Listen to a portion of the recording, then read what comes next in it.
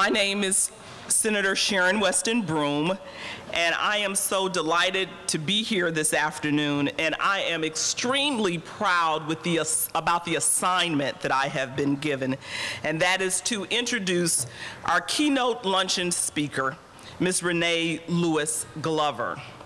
More than 16 years ago, Renée Glover left behind her career as a successful corporate finance attorney to become Chief Executive Officer of the Atlanta Housing Authority.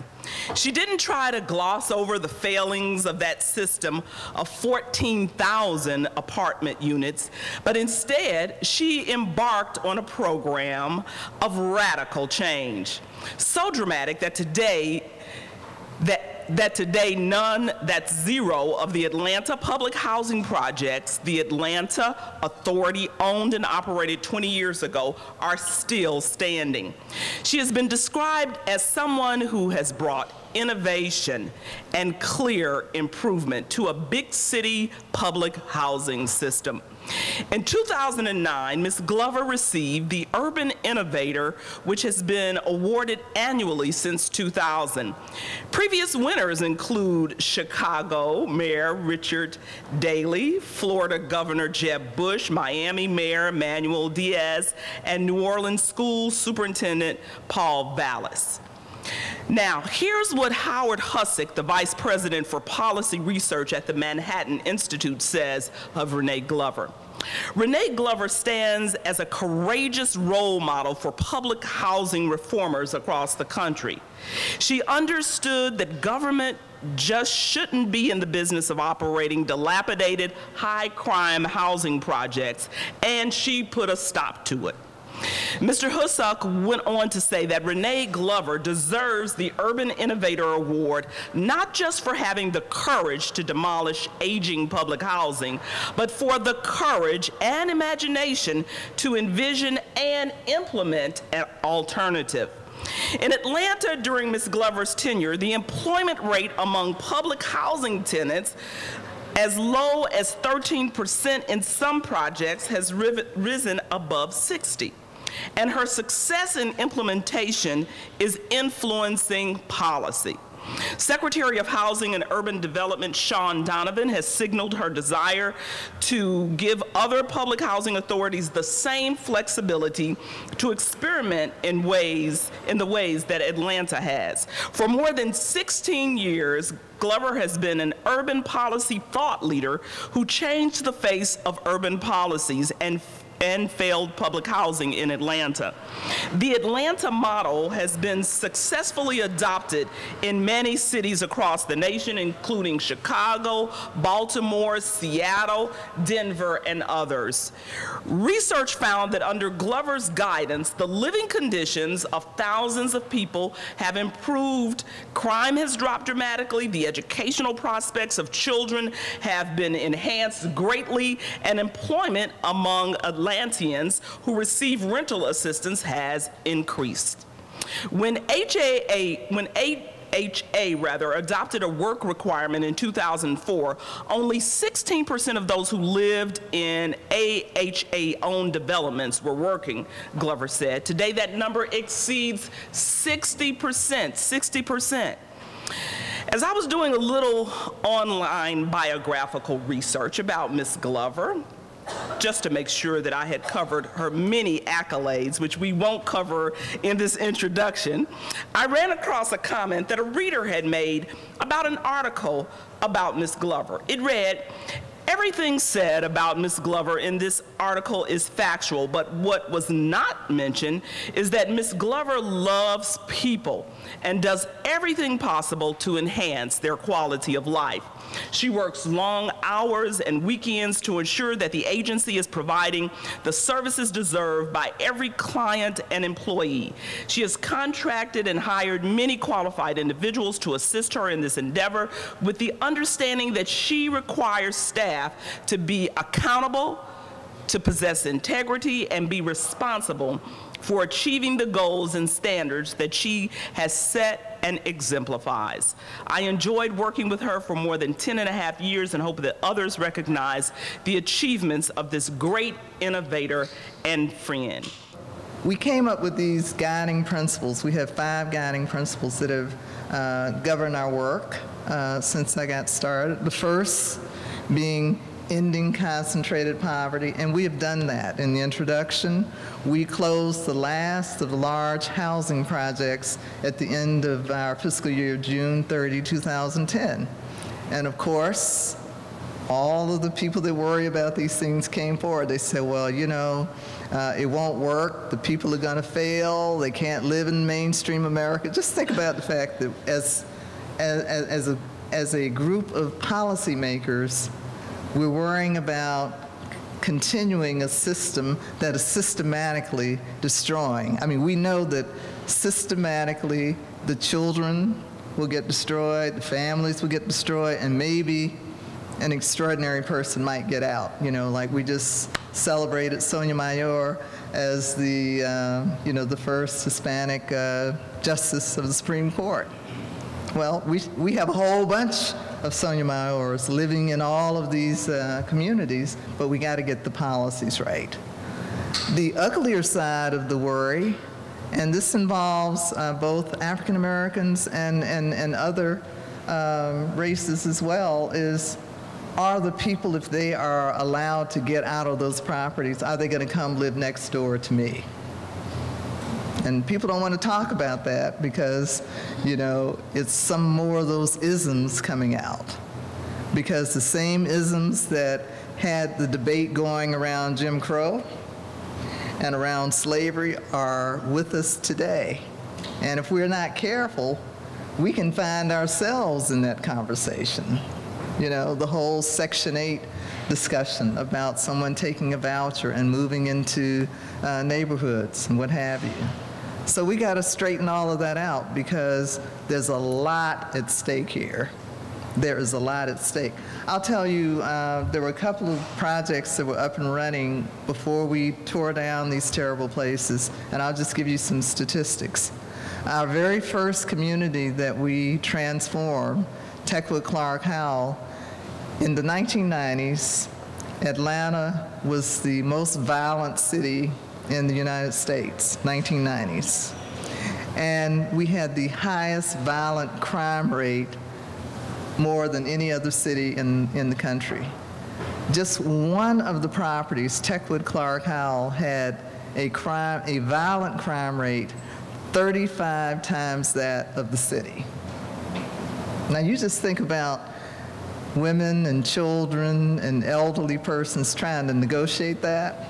You know, you got your own little Afghanistan going right there on that property. And then we had another property called East Lake Meadows that was known in town as Little Vietnam. And it wasn't because Vietnamese people were living there, it was because there was so many drugs and so much violent crime at that one site that that was the nickname. And the general statement was, you shouldn't go over there. Now we had children and families trying to negotiate that. So, I mean, that's just indecent.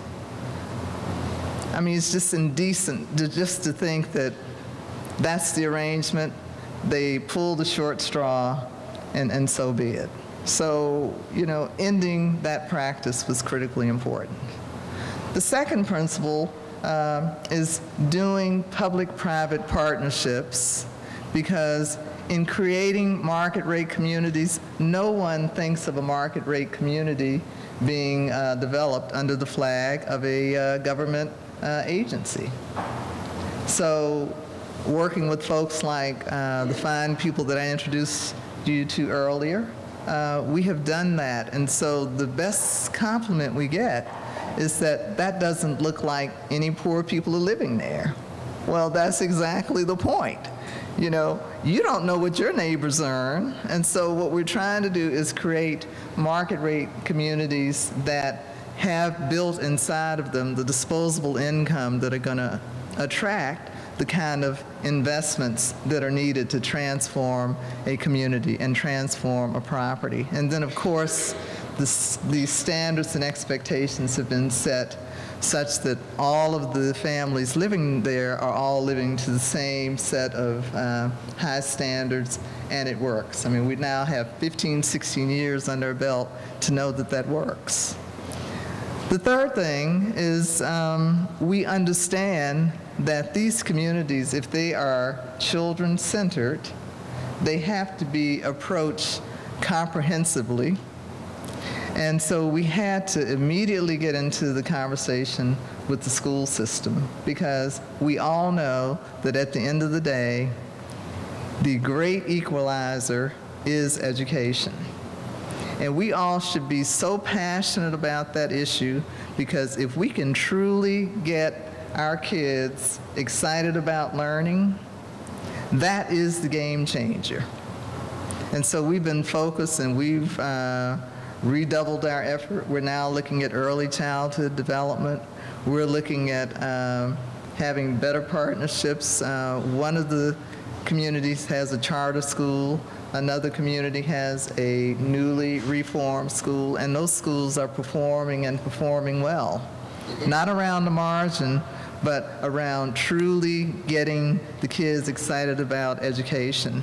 And the inaugural class of Centennial Place Elementary, that was part of our first mixed-use, mixed-income communities, we have young people who are now going to Georgia Tech, one of the finest engineering and technology schools in the country, Brandeis University,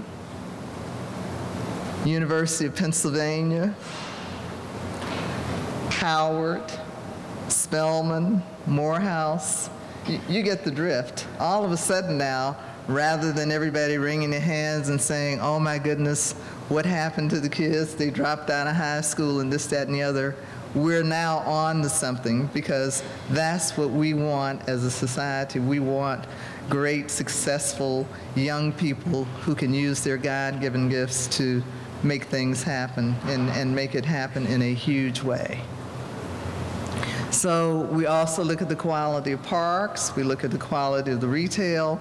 So you're really into a community building program, because what we're talking about is creating great communities, and we all know what great communities look like. And we have to do it. I was reading The Economist last week, talking about what's happening in America around unemployment. And the name of the article was, I think, The Decline of the Working Man. And I'll just cite one statistic that just struck me, and it was so powerful. It said that 70% of African American males who drop out of high school will not be engaged in the workforce. That's 70%. Now, if that's not a call to action, and if that is not a call upon us to start thinking about these issues differently, then I don't know what is. Because back in the 60s, Patrick Moynihan talked about the absence of men in the workforce and the relation to that in the breakdown of the family. And so if you look at today's statistics, they really get explained by just that simple fact. So if we do nothing else, we've got to get education right, and we can do it. But again, it's about thinking about these issues differently, and then through the right types of policies and letting the political foolishness and all the adult arguments that we like to fuss about. You know, the things that we argue about generally are adult issues and have nothing to do with children. But if we really care, and if we really want to make a difference and make a change, we can do it, okay, if we come together. If we come together and really turn this thing around. But when I read that article, and I commend it to your attention, you know, it's something that we've got to get on top of, because if you just think about the implications of that, that is staggering, because people are going to live. So what does that mean if you just carry out the argument? People will either become dependent on some type of subsidy, or worse, they'll end up in the criminal system. And then that just has a multiplier effect. Okay? And folks, we are the direct cause of that, because we've let partisan politics and bad policy making and all the isms in the world inform our decisions, and we are foolish enough to think, oh, well, I made it, so I'm going to pull the gate up and everything's going to be fine. Well, guess what, folks? That's not a sustainable strategy. And so we've got to be about the business of focusing on this. Now, the fourth principle is working with private partners and leveraging private resources and leveraging private know-how. Now, that's very important because, again, no one is aspiring to housing that the government is developing because, you know, it's good that there are government subsidies, but we're really about community building here and making a transformation. And so that really calls on the public agency to be an asset manager. And so we come together, we leverage private dollars. We have invested to date about $220 million of federal grants, but that has leveraged itself some 10 times. So there's been about $2 billion of economic impact in areas all across the city that have literally incented a great transformation, not just in those areas, but generally about a mile around each one of the sites. And so this is also very much about an economic development strategy and transforming areas that had long been disinvested for decades. So it can work, but it's very important that we look at the fundamentals. And the last concept has everything to do about the people, and that's around standard setting and expectation setting. And we should set the standards and expectations as high as we are capable of setting them, because the people, God's children, will exceed those things if we create communities of opportunity and we provide support and linkages so that people can overcome it. So you might say, well, you know, Renee, that's fine, but is that really doable? Well, I go back to the personal stories, and you think about your own personal stories. Abraham Lincoln in 1901, okay? He overcame a whole bunch, a whole lot, and there are so many of those stories. Those are modern day parables. And if you think about your own family stories, your own friends' stories, anything is possible with God. So why should we in 2011 think it is even less possible today than it was in that era? And there are millions of success stories. And no, we can't account for them, but we have to make sure that we are faith-driven and that we believe, and we're not so patronizing that we think we know better than people that have come long before us who fought those battles and have been able to be successful. So I share these thoughts with you. I know you're probably facing many of the challenges that are being faced all over the country, but I will say this: it is doable, it is achievable, and if we get all of the adult nonsense out of the way and we focus just purely on what it is that we want to see our society to be and what we want our communities to be, we would be amazed at how much we can accomplish working together and making it happen. So I appreciate your attention this evening, and thank you.